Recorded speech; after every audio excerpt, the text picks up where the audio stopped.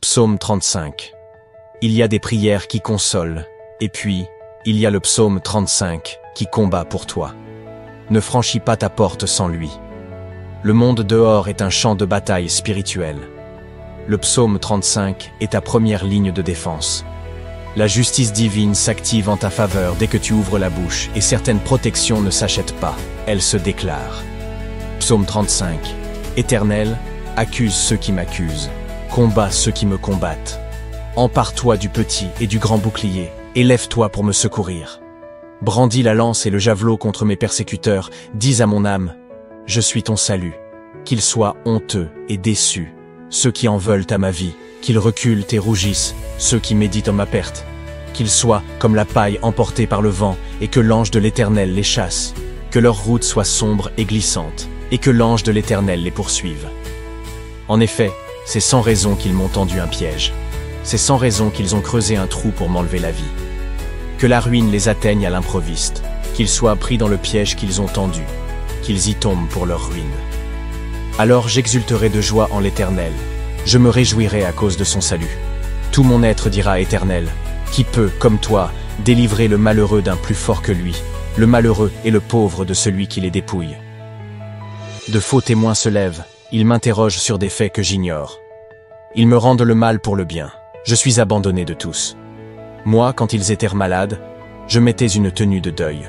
J'humiliais mon âme par le jeûne, je priais, la tête penchée sur la poitrine.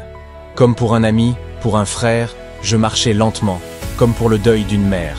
J'étais accablé de tristesse. Et maintenant que je trébuche, ils se rassemblent pour se réjouir. Ils se rassemblent à mon insu pour me calomnier. Ils me déchirent sans arrêt. Avec les impies et les moqueurs, ils grincent des dents contre moi. Seigneur, combien de temps le supporteras-tu? Protège-moi contre leurs actes de violence, protège ma vie contre les lionceaux. Je te louerai dans la grande assemblée, je te célébrerai au milieu d'un peuple nombreux. Ils sont à tort mes ennemis, qu'ils ne se réjouissent pas à mon sujet.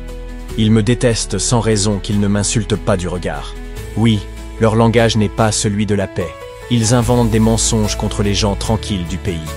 Ils ouvrent leur bouche contre moi, ils disent « Ah, ah, nous l'avons vu de nos yeux.